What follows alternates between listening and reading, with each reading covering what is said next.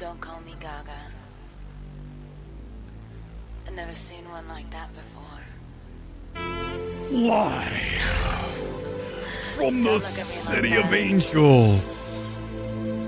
It's Thursday night in our live MMT of the Bride. Lady Gaga's Monster leading us in tonight. Live as always. This is going to be one of my favorite streams we've had in a long time because I have not had the displeasure of sitting through something so repugnant in many, many months. This is going to be another Babylon, Beau's Afraid, Poor Things, Megalopolis, on and on and on we go, right? I'm just warning you because it's going to get ugly here tonight because I'm going to savage critics. Just wait. It's going to be epic tonight on MMT. Thanks for being here live. As always, from the City of Angels, we get ready to nuke this fucking thing tonight. This was really an experience that I wish upon no one, not even my worst enemy. I mean it. This is as rough a film to sit through as anything I can recall of recent note. This is going to be one of these nights where I really have nothing positive to say about a film when we discuss Maggie Gyllenhaal's The Bride. And I'm not going to hold back whatsoever. Not that I ever do, but I'm just here to tell you tonight that this is going to be as unhinged and completely fair, but ultimately nuclear to anyone who says that The Bride is worthy of sitting through, because I can tell you there's no universe in which it is. Here's my out of theater shot. You can see on my face the pain. This is not performative. This is true. This is me. This is me suffering through a movie.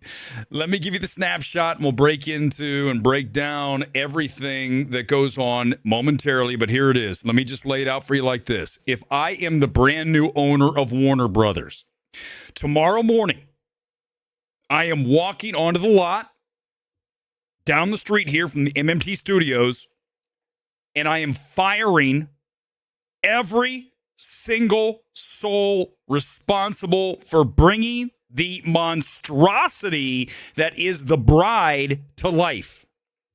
I don't care what synonym for atrocious you choose. It is not nearly strong or harsh enough. And this is going to be the central focus of where I go after I get through breaking this thing apart and throwing it in the garbage dumpster. Anyone who recommends The Bride, and I mean this is not exaggerative, this is not hyperbole, they are finished, it's over in the film space. Here's 30 seconds of one of the worst films that you can ever imagine sitting through. It is Maggie Gyllenhaal's The Bride. Get ready to get nasty here on MMT. What's my name? I can't remember.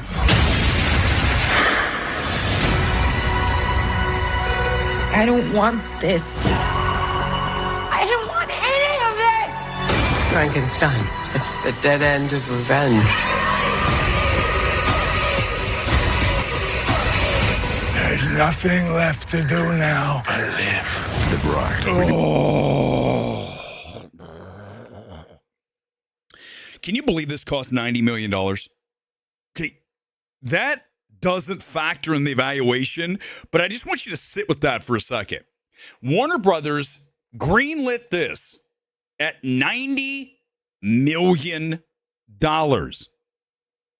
for Bonnie and Clyde, Frankenstein, and the Bride of Frankenstein. Sounds like something you really want to see, right? Well, whatever the trailers sold you, the final product is far worse than anything that you just saw. Although I don't think that was appetizing, was it? Was there anything in there you're like, I can't wait to see? Of course not.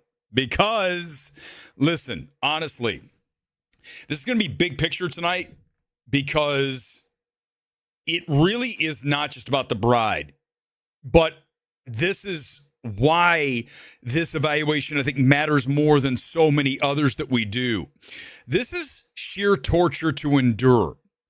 Now, when you go to the movies, it's supposed to be something that you look forward to, that you are happy to be doing, that you cherish, hopefully, by the end of the experience.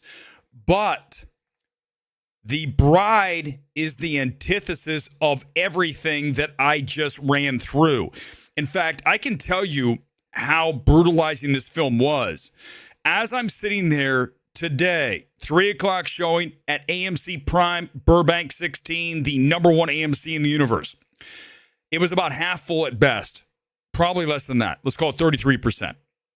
And you look at every person that I could view in that theater was up and out of their seats, going to the restroom, going out to get on the phone, doing something to get the fuck out of the theater because what they were sitting through was brutalizingly, punishingly one of the worst things they've ever seen. Every scene here runs way too long. From the very beginning, I'm like, we're in trouble. I knew within the first 10 minutes we were in really bad place with the bride. But it only gets progressively worse, which is really an accomplishment for Maggie Gyllenhaal. I mean, look, if you were to ask me tonight, and I'm not done, we got a lot more to get through. If I am ever working with Maggie Gyllenhaal again after this, the answer is no. Hell no. I mean, I'm talking you need to show me like 5 more films that are masterpieces before we're ever putting you on speed dial again to direct anything. Ever. That is some of the most damning shit I've ever said about anybody, any director. We talk about director's jail. Maggie's going away for 5 years minimum. The film is repugnant and unpleasant in its overall just feel. It feels like you need to take a shower after watching this film. Nothing is enjoyable. Nothing puts a smile on your face. And I'm not saying it has to. It's not a comedy, although it tries to do humor. But you shouldn't want to actively soap yourself down after watching a film as much as you do suffering through the bride. And look, I don't always bring this up about films, but I know this is definitely something that the anti-woke YouTubers and critics out there, they focus on stuff like this. And here's the reason I'm bringing it up, because it is so in your face in this film for Maggie. Every single male character in The Bride is bad. Not shades of gray bad, awful. The only redeemable dude is Frankenstein, and he's not even a real true human being. So that message is stamped into your forehead repeatedly by Gyllenhaal. And again, that's not something that I usually focus on, but here it's so omnipresent that you just go, sorry, now you've pissed me off at another level, right? Now we're doing things that I am just about ready to scream in the middle of this 1/3 full screening at AMC Prime today. All men are evil. Christian Bale. Why did you say you'd do this? I think less of you. Everyone involved here has a stink. Go shower off. You have the bride on you. Seriously, I don't care who you are. If you had something to do with this film, I would not ever admit it to anyone for the remainder of your time on this planet. Jessie Buckley, who's on the verge of winning Oscar, at times, okay. At other times, oh, okay. She's going to end up with an Oscar and likely a Razzie. This film has Razzies all over it. I know we make fun of the Razzies. They usually miss. If they miss on The Bride, it's time to disband the organization because this will be one of the worst films of the year. I don't know how you top this. But here's where I really want to discuss The Bride. When you direct a film, you have a responsibility to carry the tradition of cinema into your project and to deliver something that will not alienate 99.99% of the audience. It's responsibility. Shoulder the load. And Gyllenhaal trashes that. And cinema cannot make it much longer when you serve up refuse like The Bride. It does collateral damage to the brand that is movie going. And for that, this is a cinematic sin, the levels of which we have not seen in a movie theater since 1 year ago when Warner Brothers brought us Mickey 17. There is no way to excuse what Maggie Gyllenhaal has made with The Bride. And now I am going to henceforth carry out the destruction of every single critic who thinks that this is something that you should see. You see the score, 5%. That's for being a complete film. That's our lowest we can go. I can't give it 0, although trust me, there are plenty of people out there who wish that I would. If you saw it, you know what I'm talking about. Here comes the Tomato Meter Reacts. This is going to be really fun because you're not going to believe where this thing stands on Rotten Tomatoes right now. Well, you probably will, given the state of criticdom. You guys want to take a guess where we're at on the tomato meter? Anyone? Do you? Well, it's at 63%. What? That means that 63% of the critics on Rotten Tomatoes think you should go see a film that is devastating to cinema in The Bride. And here's what I'm going to tell you. And this is fair, and if you don't like it, it's too bad. If The Bride were directed by a dude, specifically a white dude, it would be in the single digits on Rotten Tomatoes. But because it's directed by a woman, it's at 63%. And you know I'm right. Don't tell me I'm wrong. Don't you dare come in here and have the gall to tell me I'm wrong. You know, I've only had this discussion how many times about the majority of critics in this space.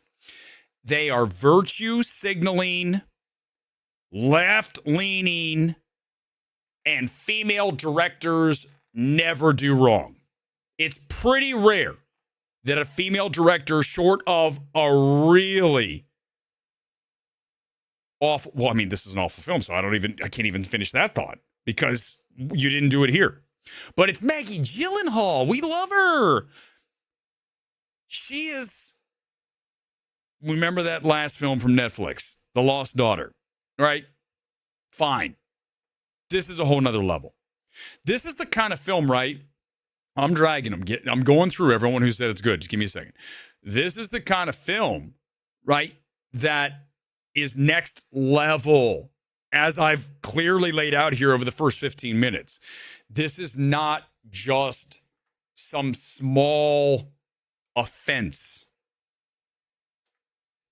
I'm telling you guys, listen, I didn't want to have to say this, but if someone's going to bring it up, so I'm going to have to say it. I hope Scott's not watching. Scott Menzel recommended this movie. He said he thought that some people wouldn't like it, but I'm just here to tell you, Scott, and I'm sure we'll have a conversation on the phone. There's no redemption for that. There's no coming back. No, I'm dead serious, guys. This is career-ending stuff, if you think this is good. Richard Brody, New Yorker. Talk about a guy who's losing his mind. We've talked about this guy how many times, right? Recently, it's like over and over. Some of his tweets don't even make sense anymore. He's getting up there in years, and we've talked about this too. As you get older, the skill set tends to erode. We've seen it over and over with directors, Ridley Scott. You go back, you look at Michael Mann. You look at Megalopolis, Coppola. You see directors, as they age, get worse. Well, Richard Brody, clearly he recommended this film. But look, here we go. 3.5, 4 out of 5, 3.5. Stephanie Zacharek from Time actually goes rotten. Kudos. There's Brody with his positive. Kyle Smith called this one of the worst films he's ever sat through. And that is damn straight, dude. A witty theater owner would match the mood by selling torches and pitchforks at the concession stand. Guys, there's no other way to see this film. There is, I'm telling you, listen to me. There is no other way to see The Bride. If you know someone who says The Bride is good, I want you to go up to him tomorrow or whenever you see, or even on Twitter, and say, you're fucking done. Just straight up, just literally say it's over. It's done. You can never have an opinion about anything that I'm going to listen to in the future ever again. It's over. Like, this is not, there's no gray area. We talk about this with a lot of these films, right? There are gray areas in films. I would even argue in Anora, even though it is very small gray area, I can understand how someone says at least they enjoy some of Sean's directorial aspects to it. Maybe you identified with the one-note unlikable hooker, whatever. But here's the thing, is at the end of the day, some of these films are zero gray, and this is a zero gray film. It's all awful. There's nothing redeeming about this film, and I'm not going to pretend there is. So I hope you know someone who says it's good. Go hammer the shit out of them. I mean, seriously, like, do not stop. All right, let's do some comments here. And then I'll do the box office, and we'll check in on the number I'm going to give this thing. Is this Megalopolis level kind of bad? Core Division, listen, here's what I'm going to tell you, is that when you look at The Bride, it's not as, from a directorial aspect, it's not as awful as Megalopolis. Megalopolis is across every single level of filmmaking, and I would argue acting, cinematography, production design, everything about that film is bad, okay? Here, at least you have some cinematography that at times works. It's some production design. I would not rave about any of it. I would not say it's a reason to see it, right? It doesn't rise to a level where, oh, well, the cinematography keeps you involved. The story is so off-putting and so, again, torturous, and to bear this film is a labor that I cannot fully put into words until you've sat through it. No, Megalopolis is next level across every level. This is, though, as I would argue, unwatchable, right? Where you want to gouge your eyeballs out. Go back and look at Mickey 17. Films that you just are like, I can't do this, okay? And I was about an hour into this. I wanted to walk out, but I can't do the review. That's the thing, right? I've talked about films I walked out of. Remember the Alto Nights, the last Levinson film, really awful. Walked out about an hour through some not doing this because it's not really a big film. So I don't really care. In the case of The Bride, I knew there was a lot of bullshit hype in the early reactions. We need to talk about that quickly too. Okay, so Warner Brothers' studio here. When you saw those early reactions that came out Monday or even a little before that, right around then, those critics were shown the movie early, critics, because they agreed to, quid quo pro, accentuate positives, right? Go back and look at a lot of those reactions. You look at them and you can tell that the film they don't think is very good, but they're going to talk about cinematography and Jesse Buckley. And I wouldn't even argue any of that's worth talking about. But in order to see the film early, because some people value that so high, right? I've got to see it on Monday, not on Thursday. So they'll give away their credibility. They'll see that part of that. And instead of not agreeing to that, right, tacitly agreeing to accentuate positives, which is exactly what happens with all these people who see it really early, especially Warner Brothers. They stack the deck better than any other studio.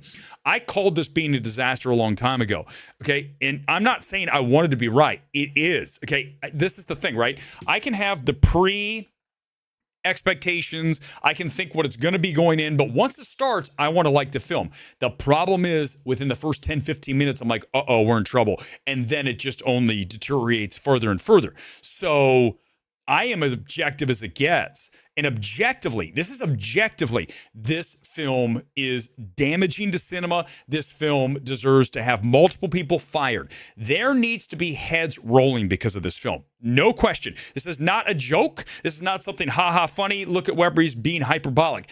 People need to be fired because of the decision to make The Bride. And you go back to Mickey 17, a film that I said very similar things about. The reason that the co-chairs of Warner Brothers were not fired over that film, and they were close, is because right after that came Minecraft and then Sinners. That saved their asses, right? Minecraft, $1 billion. Sinners, obviously the runaway success it was, certainly stateside. And then you look at the saving graces of those two films combined to eradicate the stench of Mickey 17. Here's the problem. The Bride doesn't have something on the other end that Warner Brothers has. No chance. There's nothing coming for them anytime soon. Supergirl, come on. What are we talking about? Okay. And that's a few months away. So this is going to have a major impact, and it should. I'm telling you, there have to be. Look, listen. If you watch sports, you understand. If your team, whatever team it is, it's football here in the States or football overseas, if your team is losing, if they get relegated, if they don't make the playoffs, if they end up with the first draft pick, what happens to the coach? They get fired. Here's the thing. GM maybe gets fired. In this case, you have to fire people over The Bride. They have to go. Anyone who was on board with this film, okay, you're gone. You're gone. I mean, you're out. You're not working anymore. If I made The Bride, I would expect to be out of a job the next day. And here's what I can guarantee you. If I talked to someone on the crew, I promise you they knew this film was awful from the eve. They had to work on it. They were sitting there going, this is going to be bad. Trust me. Maggie, delusional as fuck, obviously, didn't think so. But everyone who was working, they knew. They're getting a paycheck. They're like, I can't say anything, but this is awful. Like, they knew. If we had them on the show, they'd be like, cover up their voices and change all that and put them behind the screen and a shadow. They'd be like, yeah, we knew. We knew the entire time that this was going to be really a bomb. Like, one of the worst things ever. We knew. You have to.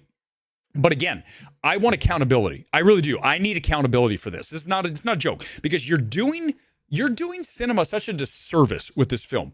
You are eradicating trust, eradicating, and detonating trust. And that is unforgivable in our current climate where we're seeing theaters close. iPic is shutting down. They have a location in Westwood, one in Pasadena. There's some in Atlanta. That whole chain is folding because theaters are hurting. And when you put something like The Bride in theaters, you're only doing more damage. Theaters can't take this shit, okay? And again, you are eroding the trust of the people who come into your business. I would love to come on the lot tomorrow. Warner Brothers, I am down the street. You send me a DM. I will come in and I'll give the speech. I'll give the exact same speech I'm giving right now. You all have a trust. You have to deliver for the people that go to the movie theaters, and you're not. With The Bride, you're doing the opposite. And I'm telling you right now, I want at least 10 of you fucking out of here. I want you to clear your desks out. You're gone. You're not working anytime in the near future because I'm going to make sure everyone knows you greenlit The Bride and you are going to be blackballed in this town. You're done. I'm sorry. This is as nasty as I'm ever going to get on the stream because this film deserves not any bit less than what I'm doing here tonight. It deserves to be savaged at a level that we have not seen in a very long time. This is criminal.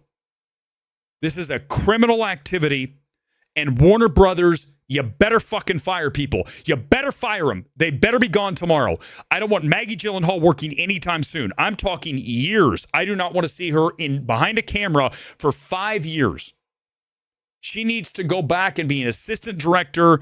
I don't want to see her behind a camera anytime soon. This film is a criminal offense that you get locked up for years. It's that serious. It's done.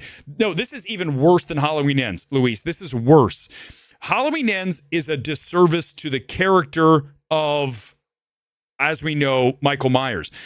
But it's at least laughably bad. And it's trust me, one of the worst things I've ever seen.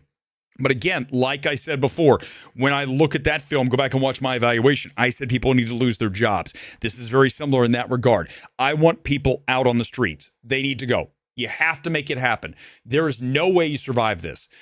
Like the coach in the NFL who loses all his games or makes a terrible mistake at the end of a game and loses a big game in the playoffs, they're fired. You're gone. I want them gone. I want them out of there. I can't trust them again. I want everybody who greenlit this film to have no job starting tomorrow. I want them all out, all of them. And I want any critic who says this is good, just know you're done. It's done. You're done. You know, I always go back to Drive, right? Remember when Shannon, guys, Drive's one of my favorite movies of all time. Remember, Shannon gets his wrist slit, okay? Yep, Weber's getting dark again. And you're like, it's over. It's over. You're done. It's done. Don't struggle. It's over. It's fucking over. This film is going to end visits to movie theaters. And I'm telling you, I want heads on spikes. I want them. I'm not playing around. I want whatever. But they have to go. People have to pay a price. I'm talking about, again, I've only said it how many times now for the past 5 minutes. I am dead serious. There have to be heavy tolls paid by the people who made this film. $90 million. This film's going to lose Warner Brothers hundreds of millions of dollars. To break even on this, you've got to be in the $215 million range, 220, actually about 250, right? 240, whatever. Over 200 million. This film's going to be lucky to see 50 million worldwide. Lucky. I don't think it even gets close. I think it's like 30.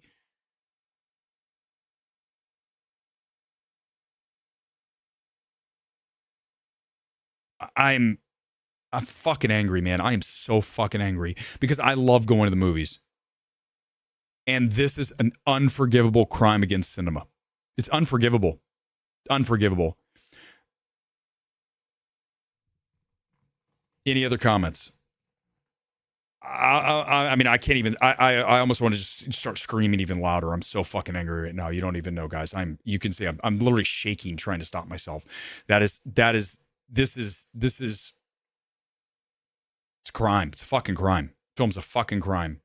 Horizon was another awful film. Kevin, Warner Brothers has repeatedly shown no ability to just Batgirl everything. I mean, this should have been Batgirled. Horizon should have been Batgirled. Trap wasn't a good film. Mickey 17 100% should have been Batgirled. Right? Remember, what did I tell you about Horizon? I told you it was awful. Did we ever see Horizon Part 2? Guys, I'm on the right side of history 99% of the times. Why? Name someone who has more credibility in this space. There's nobody. There's no one in the space that would go this hard. No one. They should. They won't. It's a female director. I don't give a shit. I don't care. It's not why it's bad. It's not bad as a female director. It's bad because it's a bad film. That's just a cheap way out, right? That's what the people will say. Weber hated it because it's a female director. But wait, his number one film. of 3-4 years ago was Saint Maud, number 1 the entire year. Oh, well, it was directed by a woman. Oh, well, I don't know what to say. Well, then he selectively hates women. It's just, I selectively hate terrible fucking movies. How about that? But no, Horizon was awful. I mean, look at Warner Brothers. Here's the thing, right? We talk about this very often on this channel. I need to have better control on directors. They have to have more oversight. You got to have people that are looking over these directors. A lot of them, and typically writer-director, like you see here with The Bride. You cannot just let them cook. I don't care who it is. Look at Mickey 17 and Bong. You know, Bong coming off of Parasite gives us Mickey 17. You talk about destroying your legacy with one film. You know, you have to have someone who is fearless and is controlling these directors. And, you know, we go back to and we talk about Harvey Weinstein all the time. I'm going to mention it again because I talk about it all the time. I have no problem discussing this. Harvey Weinstein, as we all know, a piece of shit human being who did despicable things, okay? No question about it. But we talk about extracting elements of anything and saying that that one element is strong, okay? I don't care what the film is. The Bride's really hard to do, to extract something from. I wouldn't even say cinematography. A lot of stuff shot really tight and, you know, steady, you know, shaky cam shit. I wouldn't even, it's really hard to come up with one thing that I would recommend with The Bride. But you look at Harvey Weinstein, back to him, and we just established a real dirtbag, right? Obviously. But you look at one thing he was able to do was to get control of directors to say, here's what we're doing, and you're going to do it. And we just don't have that in Hollywood anymore. There's no one at any studio who has that kind of power. And, you know, I think it just comes down to, it's the new culture, right? Where the director's always right, and we don't want to piss him off. We want to work with this director. Yeah, it's all nice and wonderful. But the second you show me The Bride, I am going to, it's going to be one of the ugliest post viewing sessions you've ever heard in your life. I'm going to yell more than this. I mean, it would be like going back to the old school studio days where people would, you know, obviously say things that were, oh, you crossed the line. I would be crossing the line. I couldn't stop myself after watching The Bride. I would be fuming. I mean, you saw it tonight. There'd be no difference. And because why? It's because I have a passion. If I didn't have a passion, why would I even be doing this? There's no point. You have no passion in what we're doing, right? It's not about views. It's not about likes. It's not about subscribers. It's about being authentic. It's about being truthful. It's about being real. And it's about being fair, okay? And being fair, heads have to roll. Heads have to roll. Oh, no. Well, listen, Grace Randolph misses a lot, right? I don't miss. That's the difference, right? Grace will get one right. She's like, you just don't know. Her what is that? Broken clock is right twice a day. That's Grace Randolph. I am right 24 hours a day, at least 23 hours and 59 minutes. Okay. So when you look at my track record, it is pretty much, there's no one you can name that has a better track record over the past decade plus of calling these things. Nobody. And that's just the reality of it, because I have objectivity and also skill and fearlessness. This is a really deadly combination when it comes to evaluating films. The majority of people don't have these things, okay? And, you know, you have to have a certain talent. If you don't have talent, you cannot do any of these things. The majority of people don't want to say the things that I have to say because they're going to say this construed as mean. You're crossing the line. Too fucking bad. Me saying that a film is deserves to have people be fired, is what it is. This is a business, ultimately, right? But you don't work in the business. Too bad.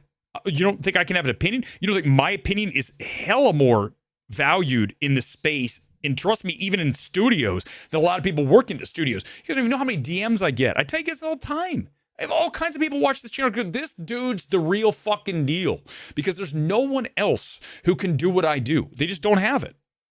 Did Maggie set female directors back? I think it was 90. Was it 80 or was it 90? Either way, it's outrageous. I mean, I wouldn't put this thing budgeted at like, based on the script, I wouldn't give her 10. I would give her like 7 million. Go make your movie that way. It's going to suck. I'm not going to lose that much money. But yes, I mean, here's the thing though, right? I have never, nor would I ever, hire a director based on the sex. It's never happened. I would based on the work, right? We talk about that all the time with like the DEI mentality. Who the hell is hiring someone because of the color of their skin? That's fucked up.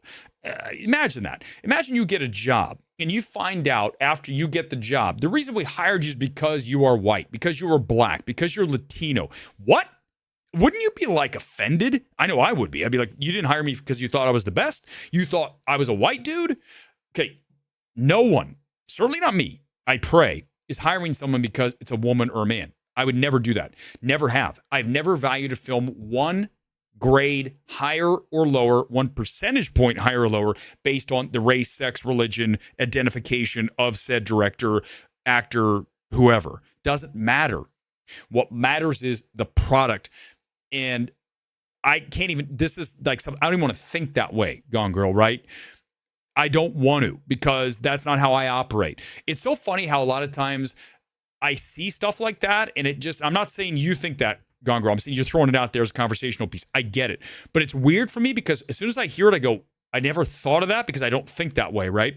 I don't operate thinking this is a female director, therefore I've got to give certain allowances or be harder, or no, it's the same. It doesn't matter. If The Bride were directed by white dude, it would have the same score tonight of 5% if it's directed by Maggie Gyllenhaal, white woman. Woman, man. Doesn't matter. Right? How does it matter? Amari, how long till Maggie makes another movie? For me, honestly, for me, she's not working for me anytime soon. Like, I'm talking years. Again, for Maggie Gyllenhaal to work for my studio again after The Bride, especially at this budget too, right? Because you have a fiscal responsibility. When you bring in a film at $80 million, you've got to make something that is appealing-esque, right? And she doesn't. And because this is a very selfish film for her and a couple of chin-stroking knob critics out there who don't even know what the fuck they're talking about, that is irresponsible. So not only do we have this film that's unwatchable, it's an irresponsible film because of the budget. And because of that, Maggie Gyllenhaal is definitely not working for my studio for no fewer than multiple films. I need to see at least 3 more films from her ever bring her back. And if she gets brought back, she's under very heavy watch. I mean, I am going to be looking over her shoulder every single move. I'm saying, well, let me see the script, show me the dailies. I'm going to be on top of her 24/7 because this film, I just say The Bride. You know, if you have a problem with this, The Bride. You know, listen, whatever job you do, if you do something fuck up, they're going to be on you, right? They're going to look at you and go, hold on, you did this, so I'm going to have to like put you under, what is that, right? Evaluation, right? You're having the boss evaluation. When I used to do TV news, they'd call you in, here's your yearly review. And you're like, oh, fuck. Yeah, whatever, dude. You know, the managers in the space, you're just like, stop. But when you're dealing with an $80 million project that you are piloting, then you better damn well know you're going to have to answer to me. But the problem is a lot of people that are in the positions of the answerability, as it were, they don't have talent. They're not built like the ace. And because of that, that is a problem for the studio because they don't have someone in a position of power like myself who can handle this shit and be fair and look for the best projects to make rather than we're going to work with Maggie and she's a female director and she's coming off The Lost Daughter, which had some Oscar nominations. She's Hollywood royalty along with Jake. And, you know, it's not the way I operate, right? I operate on merit. I operate on what you bring to the table when you show me the final product. I don't go by your legacy. Your legacy means jack shit. I talk about this all the time on this channel. I've done this stream how many times now? Probably 1,000 streams. I don't know, whatever. 100 hours, 500 hours plus. Go look. You can find out on Midnight Movie Talk on YouTube. At the end of the day, every stream's new. If I come on all of a sudden, I start doing one of these evaluations or I'm doing a stream and I'm sucking ass and you guys watch it like, this guy's terrible. He can't even speak. None of this is coherent. You guys are going to go, this is bad. That's exactly it. That's why every single time you're evaluated. So every movie is kind of resetting that whole thing in motion and you're looking again. So after The Bride, I'm going to reset Maggie Gyllenhaal to do not work. You're blackballed. You're out. You're out for a while. You're out for a substantial amount of time because not only is the film as bad as it is, but it's also the budget and the irresponsible final product that you delivered for that budget. Therefore, it's even a double crime. Therefore, you are not working anytime soon. I can understand giving someone a shot, but make it a small project. Exactly. You know what, Rachel? I think they did that with Lost Daughter because I think that was her directorial debut, right? And I didn't hate Lost Daughter, didn't love it. Again, very unpleasant film, but again, the film is intended to be unpleasant, right? Given the overall premise of it. But you look at this film and it's just irresponsible from the budget level. And to your point, Rachel, you know, once you're given a budget of 80 million, you just can't make a film like The Bride. You can't. You can't and expect to ever work again. And, you know, Bong's going to pay a price for that. Bong's not going to be working with Warner Brothers anytime soon. Guaranteed. Whenever Bong makes his next film, he probably will just have to self-finance this and put it in a can. Maybe Neon goes for it because it's Bong. But I can tell you this, I would read the script multiple times. I would read it. I have multiple people I trust read it. I say, I don't know after that. You know, if it was coming off of Parasite, I would have said, go ahead and make it. And I think Warner Brothers, I can't really blame them for Mickey 17 because you're coming off of Parasite. Maggie Gyllenhaal is coming off of Lost Daughter. That is not Parasite, right? So you have a certain level that you've brought into. You have this cachet that you have from a Parasite. You don't have that from Lost Daughter. So even the thought process of giving Maggie Gyllenhaal a film at $80 million after The Lost Daughter and saying, I'm making a Bride of Frankenstein and here's my script. And I'm like, what? How many Frankensteins do we have? I mean, forget the fact we just had Frankenstein from Del Toro. Do we need another Frankenstein? Hell no. Why? I don't need any more Mary Shelley shit. Stop. I don't even want to see that. So now you're going to bring me this and you're going to 80 million? You know, again, to your point, Rachel, bring me this film at like 7 million. Then maybe I'll go ahead, go make your little Mary Shelley, Frankenstein, Bride of Frankenstein, hybrid bullshit, Bonnie and Clyde crap. Go for it. 7 million. 80? 90 million? I can't wait to sit through The Bride. Yeah, well, no, you're not going to look forward to that. Dolly, I don't know if I'm going to see, by the way, because Dolly, I'm going to do, we'll do box office here in a second because I'm going to talk about the sales for this and also for Hoppers, because Hoppers opens this weekend as well. That evaluation we have for you back on Sunday night. I like the film, don't love the film. I think it's a good Pixar film, certainly better than Elio, but there's just some things I don't like about it. The back end, it's like out of control. You know, typically these films just really just get too big at the end. I mean, The Bride just across the board's bad, so there's no, you know, nothing really, again, to salvage out of this. But Dolly, I don't think I'm going to see because it looks like it's torture porn. I just am not a fan of torture porn, right? Anything that we have, you know, Terrifier, I'm done with Terrifier. I'm not going to see Terrifier 4 after 3. It's time to tap out. You know, it's just, I'm done. And you know, I'm allowed to do that. You know, listen, it also, I wouldn't be fair to the review because I don't even appreciate it at any level. And, you know, you could say that, well, you didn't appreciate The Bride. Nobody appreciates The Bride. Anybody with a functioning brain doesn't appreciate The Bride. This is not a personal vendetta against Maggie Gyllenhaal tonight. This is reality of what I just watched, and it's an unforgivable sin. I mean, that's just all there is to it. Let's do the sales here. Let me hit it. Let's go to, here we go. Give me 1 second. All right, here we go. This is going to be our sales check-in. I'm going to start with, I got two different things going on here. I've got Hoppers and I also have The Bride. Let's do The Bride first because that is our big discussion tonight. Then I'll go to Hoppers. You can see here on my screen, you're looking at a pretty good sale for the 740 IMAX that just went off here moments ago. They're in the middle of previews at the Burbank 16. And again, this is Los Angeles. You know, I point this out a lot, and it's very, I gotta keep reminding both you and me, LA and AMC 16 is not where you live. Where you live, The Bride is empty tonight, okay? The Bride has 3 people watching it. This is IMAX, the number 1 AMC in the world, in a cinephilic city in LA, arguably the number 1 movie market in the world. Obviously, New York's right there too, 1-2. So you're talking about a theater that is going to over-index at a level that is, it makes almost looking at this irrelevant, okay? So when I look at this, I say, hey, this is going to be good. The problem is I know that when I go to Des Moines, when I go to Wichita, when I go to Columbus, my hometown of Columbus, Ohio, I'm going to see empty theaters. I'm going to take this at 10 million, and I'm going to take it down. I'm taking 10 million as the ceiling. I'm going under. That'll be a bomb that we are going to discuss on Sunday morning on Midnight Movie Money. That will be, wow, epically awful debut for a film that's $80-90 million. I'm going to take it at 10 under. So 10's the max. I'm taking, guys, just wait. The word of mouth on this film, cinema score tomorrow night. If it's not an F, I will be flabbergasted. I will not believe cinema score ever again if this is not an F. This is an F film. Oh, did I mention that? Yeah, the part where Buckley eats the cop's tongue, because remember, every man in this movie is evil. So of course the cops are bad, and the cops she eats the tongue. Isn't that great? And then what you want to watch? I want to go watch Jesse Buckley, who's about ready to win an Oscar, eat the tongue of a police officer who just got killed because he was frisking her, and he's a piece of shit guy who is trying to grab her ass. And this film is so bad. God, it's awful. I'm going to take it at 10 under. Let's go and look at Hoppers. And here's the thing about Hoppers, right? I talked about it briefly a second ago.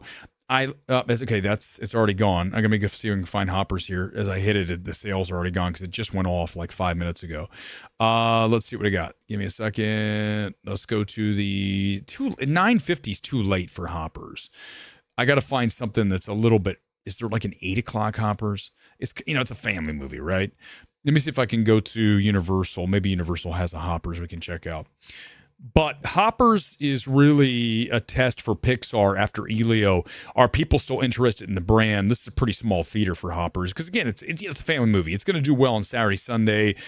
There are adults that see Pixar movies. I'm not saying that it's like a full-on kiddie movie like Paw Patrol. But, here's the thing. Pixar is not going to be able to do the business that they did in the past because Elio has eroded a lot of love in that studio. Inside Out 2 was an aberration because it's a sequel to a beloved film. I think it's a pretty strong film for Pixar. I think it's nearly as good as the first. I'm going to take this at 40 Hoppers, but you look at Hoppers 5-10 years ago, I've got Hoppers at 60 plus. Okay. So that's what we're talking about, right? We're seeing the erosion of movie going. Look at iPic going out of business. A lot of theaters are in trouble. I'm telling you guys, I called this a long time ago. We needed Windows a long time ago. I'm not saying Windows would have saved things, but I'm telling you, all I say on the stream is shit that's money. And when it comes around and it ends up happening months from when I talk about it here, it's happened a billion times before. The AMC stock shills, AMC to the moon. They don't like me. Too fucking bad. I deal in realities, and I would not buy AMC stock if you paid me. You're going to lose your ass. Theaters are not where you want to be putting money these days. No way in hell. You do not open a theater these days. In as much as this channel's built on that, it is what it is. I got to be real. And the reality is theaters are in big fucking trouble. Okay. They cannot make it on one big film every few months. A Scream 7 coming in and doing 60 plus million, and then The Bride doing 9. Okay. Hoppers at 40. You really want to see Hoppers at 60. You want to see The Bride at 25, right?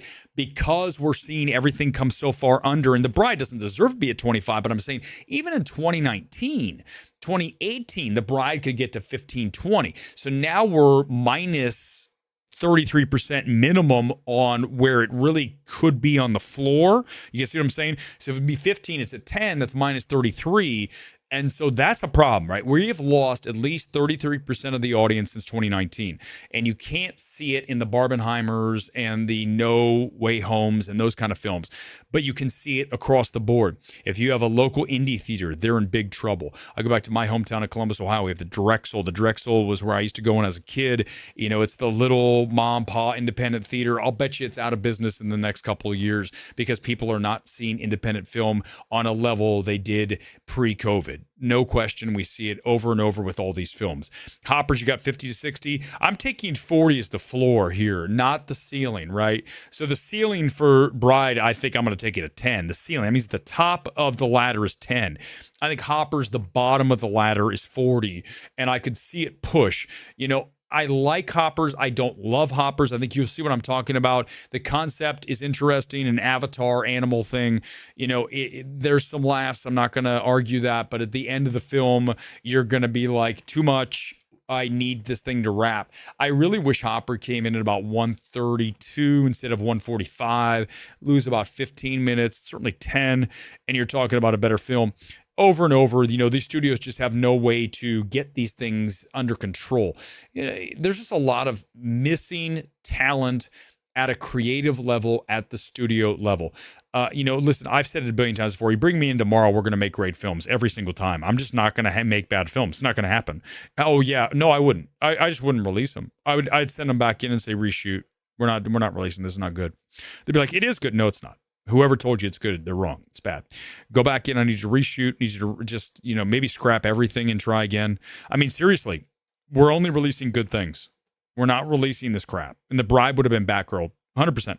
Bride's gone. It's never getting released. It didn't happen. It's eradicated from the annals of history. It's gone. And that's just what it should have been. Rachel, I understand. No, listen, again, I was watching Hoppers and I liked a lot of it, but I didn't love it, right? It's not a Pixar film that you love. I don't think has anyone said they loved it, but I understand how you feel. I didn't ever feel at that film like, oh my God, I am just totally enthralled with this, which we've seen in the past with Pixar. It just is, it's not lesser Pixar because Elio is really lesser Pixar, right? I would argue that Luca is lesser Pixar. This is better than those, but again, it's not at a level, I would even argue, like a Bug's Life. Certainly you look at the filmography of Pixar, and you're talking about some really great films. I'm a huge fan of Monsters University. People do not I love Monsters University. I think it's fun. Okay. And that's, it's Revenge of the Nerds done Monsters Inc. And that's certainly a better film than Hoppers, right? So again, Pixar, and I think when you lost Lasseter, you lost a lot of the ability to make a great film, because I know Lasseter was quote unquote troubling, whatever he did there at the studio, the way that he looked at women, whatever that whole story is, okay? Again, we're extracting elements. Lasseter is very good at quality control and knowing what worked. So when you lose a John Lasseter, you're losing the ability to really make great things, because he's a unique talent with an eye for what works and an overall, just ability to recognize great films. And you saw Pixar do that over and over with John Lasseter. And once you remove someone like that, the whole culture changes, the expectations are lowered. There's certainly, guys, listen, in this world, there are singular talents. I would argue that when you watch MMT, you're watching a very singular thing. You could not put someone else in this chair and get anywhere near what you get out of this show. And listen, whether you like me or dislike me, there's one thing you cannot argue with.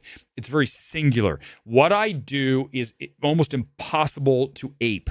If you try, it's not going to work. You're going to fail miserably, because you have to have a very unique skill set. And you talk about a John Lasseter, a very unique skill set. So when you remove someone in a position like that, you're going to feel the ramifications downstream, because he's not there to oversee and to nudge you in a certain way that gets the best out of every project. This, honestly, I gotta say this tonight, in a weird way, I feel like it's one of our best streams ever, because I think we're really just nailing shit tonight. And I'm not saying that we're the best, but we are the gold standard, okay? Gone Girl, can you bring up the gold standard for me? Find it. I am in the middle of deep conversation. But will you please find it, remind everyone that they are watching the gold standard tonight? Thank you, Gone Girl. Gone Girl, everyone, round of applause. And I mean this. I defy you to name someone else who can do this stream for 1 hour where we've been as insightful and dead on, honest, genuine, authentic, and skilled as what we do. There's nobody. And listen, guys, I don't practice this shit. I came out of the Bride and I shoot, okay? It's raw, it's real, and it is authentic, and I think it's very fair. It's very objective. What we do is far more objective than virtually anybody else in the space, because I'm not far left, I'm not far right. I try to, as much as possible, be as on the fence as possible until it's time to get off the fence and render a verdict. I never go into a movie saying, I dislike the politics of this person, therefore I'm not going to like the movie. That's to be found in plentiful quantities elsewhere, not here. If I trash a film, it's because I honestly believe the film is garbage, and it has nothing to do with the politics of anyone involved, or the fact that our director tonight is a woman. Although my haters would lead with that. By the way, a little love. I feel like my mullet is almost there. Like it's not quite, but can you guys see it? We are going. I told you guys a long time ago. Just quickly, let me just give you a shot of what I'm doing here. I'm going for Kiefer Sutherland in Lost Boys. Okay, so I'm gonna do my best here. I know you guys probably know what this look is, but I'm doing my best to get to something like this. Hold on, let me hit it. David, of course. There he is. Do you see? Okay, it's something like this. Now, it's not quite, it's got to get longer back here, okay? But the point is that it's now I can kind of play with it. There's a little something to work with back there. We're going for the Lost Boys mullet look. It'll be here in the next several months. It's something to look forward here on MMT. All right, let's do the comment blast closeout here on this Thursday night because I've talked for an hour about a film and I'm ready to take a couple more comments and I'm getting the hell out of here. I'm leaving. It's the comment blast closeout. All right, Gone Girl, hit me with whatever you got that I didn't get to. Any super chats, anything else here on this Thursday night. Thanks for being here, by the way, guys. As always, it's live. We appreciate it. We're on Thursday nights and on Sunday night. And I'm thinking, guys, get ready for this. Are you ready? We are branching off. We are going to do a whole new show on Sunday night after the other show. You guys always ask me to do MMT Gets Freaky. Well, I've got something even a little bit cooler. And we're going to do that Sunday night. I'm going to do back-to-back streams. I'll reveal that on Sunday. Just wait for it. It's not going to be movies. It's going to be something. It's very much like MMT Gets Freaky. I missed the brain trust from Pixar. Pete Docter. Yeah, exactly. That's what we, listen, again, Rachel, you understand this. When you look at the absence of a leader who made a marked difference in the overall product, you are going to suffer, as I said, downstream with these films because you don't have that person in charge who was the QC, the quality control, who had a talent for making these things as great as they were. It's not everybody. Guys, we talk about this all the time on the stream. Not everybody can do things, right? Whatever the skill is. Do you think everybody can do something? I mean, there's a reason why professional athletes are the best at what they do. They are singularly the best at whatever that is, whatever sport you love. If they're at a pro level and they're one of the best, that's singular. It goes across every single spectrum. It goes across every single skill set. Just because someone says they are a film critic does not mean they're good at it. You have to prove yourself. You have to evaluate their work and then determine. And I think over the course of what I've been doing on this channel and previous in TV spots across the great United States, I have proven myself repeatedly to be a voice that is to be trusted and a voice that I think is deadly accurate. And that's a pretty good standard to have.